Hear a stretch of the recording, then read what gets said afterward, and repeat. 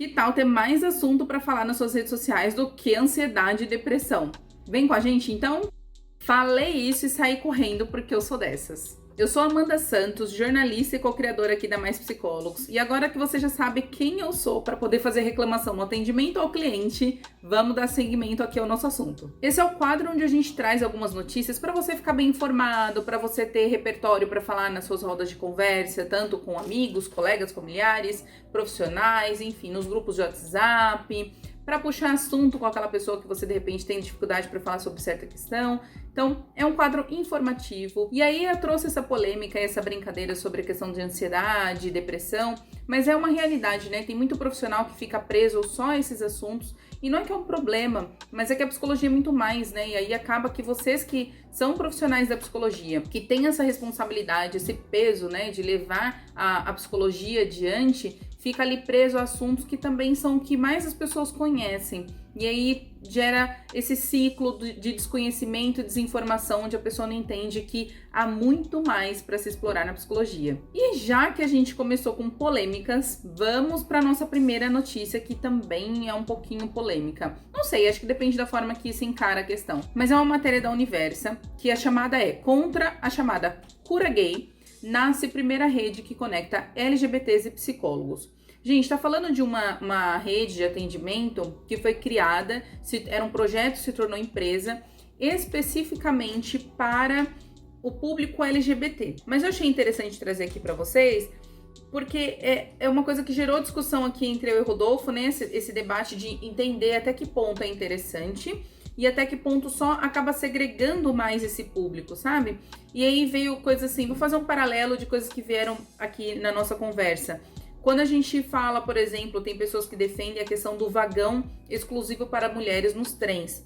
E aí a gente fica pensando no quanto, ao invés de educar a população num todo, eu segrego e, de uma certa forma, eu acabo punindo a vítima, né? A vítima do assédio, que no caso são as mulheres, eu acabo deixando elas isoladas, ao invés de mostrar a todos, inclusive, principalmente aos homens, que o comportamento deles precisa mudar. Então, um outro exemplo, se a gente falar assim, como que a criança que não tem deficiência vai aprender a lidar com a criança com deficiência se elas não convivem, né? Como que eu vou entender a realidade do outro se eu não tenho esse convívio? Como que eu normalizo isso, né?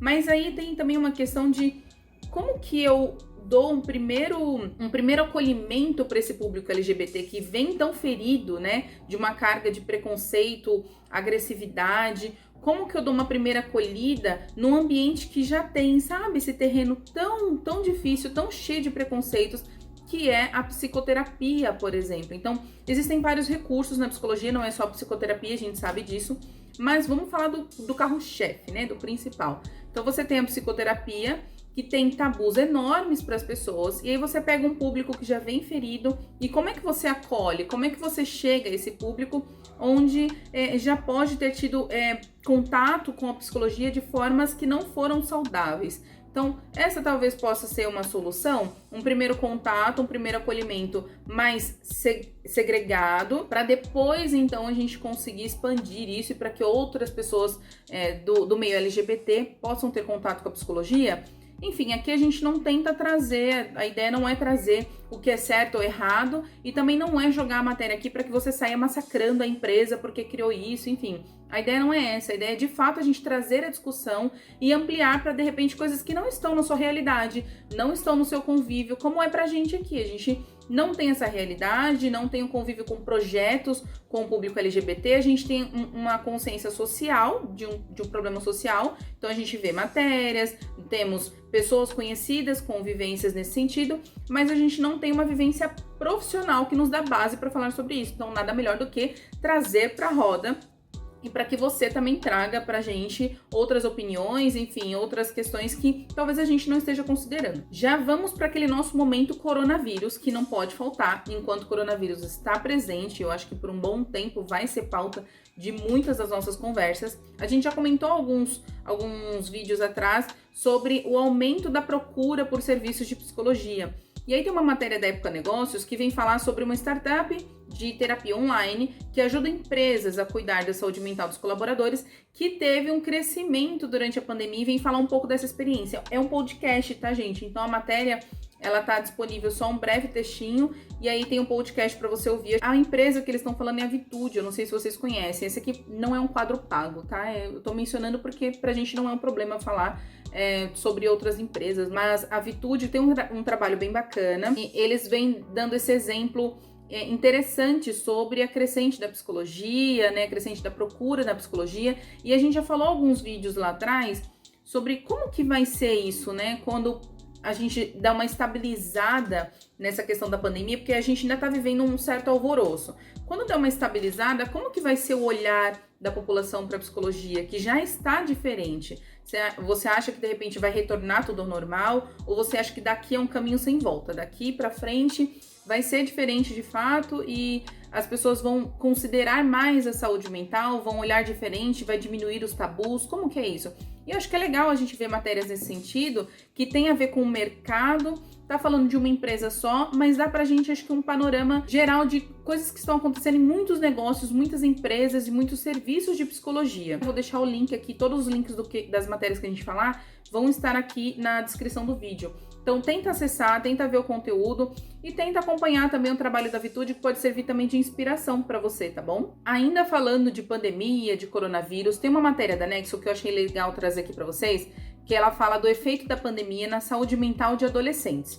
Então a gente já teve, há um tempo atrás, a gente comentou sobre a saúde mental geral, acho que a gente comentou sobre saúde mental das crianças, e agora eu tô trazendo essa, que é mais fresquinha, falando especificamente sobre adolescentes. E aí, por mais que você não atenda adolescente, que você não atue diretamente com adolescentes, eu sempre falo que é legal você entender porque, de alguma forma, esse contexto vai chegar até você. Ou atendendo um cuidador, um pai, né, uma mãe, ou alguém que trabalha em escola. Então é legal entender as diversas realidades, né? Essa matéria, ela vem falando uma coisa bem legal, que é considerar o atraso que está tendo para os adolescentes na formação sexual, na formação social e na formação emocional também deles, né? Que são coisas que a gente precisa considerar também. Então, a matéria vem discutir um pouco isso, vem trazer um pouco essa questão. E é legal para você que, de repente, até mesmo na questão pessoal, né? Para conversar num ambiente familiar, com amigos, como que está sendo o olhar, o cuidado que estamos tendo com os adolescentes. A próxima matéria que eu separei aqui é um tema bem complicado, mas tão pouco falado, que é sobre como lidar com pessoas que perderam seus bebês. Aborto espontâneo. E aí, como que é a acolhida da mulher, como que é a acolhida da família, como que a gente lida? E é engraçado que, em geral, a gente já não sabe lidar com o sofrimento do outro, a gente não sabe lidar como, por exemplo, eu chego pra você e falo, está tudo bem? E você me responder na verdade, não. E tem muita gente que não sabe lidar com isso. Como que eu respondo não tá tudo bem? O que eu faço com essa informação? E aí a gente tem um agravante dessa situação de uma pessoa que chega com uma notícia de perdi o meu bebê. E muita gente não sabe como lidar. E eu fiquei pensando no quanto, olha que interessante, que matéria rica pra gente abrir esse assunto nos nossos perfis das redes sociais. Não a gente, eu tô me colocando, mas não a gente, eu, Amanda, né? Você, profissional da psicologia, trazer esse assunto para perto, né?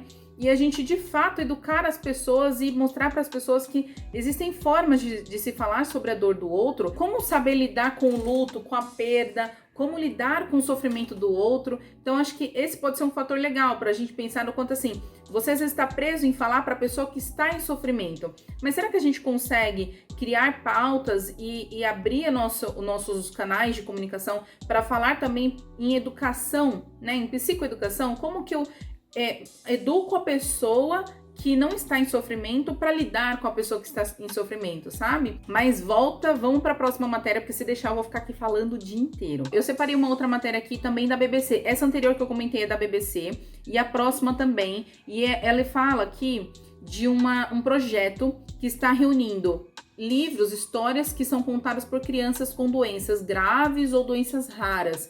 E qual que é a diferença disso? O olhar dessas crianças para a vida, né? Então vem histórias muito enriquecidas de superação, tem umas questões que não são tão óbvias nessas histórias, e que pode ser uma forma muito interessante também de aproximar, né, crianças e pessoas, né, de pessoas que têm doenças, essas doenças raras e graves, de pessoas que não as têm. Então, eu achei bem interessante trazer esse projeto, é aquela matéria mais levinha para você que gosta aí de uma coisa mais motivação, enfim, de saber de projetos bons que estão acontecendo, tá precisando de notícias boas para inspirar aí o seu dia, a sua semana. Então, fecha com essa matéria aqui, fica a dica, dá uma olhada aqui na descrição, clica lá, dá uma olhada no projeto, enfim, pode te ajudar, até te inspirar a criar o seu próprio projeto, quem sabe, né?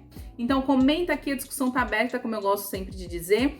Traz aqui pra gente nos comentários, compartilha esse vídeo para que outras pessoas também possam ficar bem informadas. E assim a gente começa a nossa semana. Obrigada por quem assistiu até aqui. Tchau, tchau!